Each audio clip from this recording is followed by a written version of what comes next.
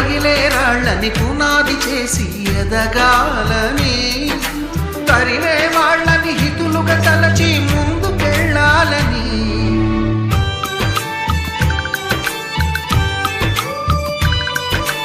కన్నుల నీటిని కలల సాగుకై వాడుకోవాలని, కాచే నిప్పుని ప్రమిదగా మలచి కాంతి పంచాలని, గుండెతో ధైర్యం చెప్పెను, చూపుతో మార్గం చెప్పెను, అడుగుతో గమ్యం చెప్పెను, నేనున్నానని నేనున్నానని, నీకేం కాదని, నిన్నటి రాతని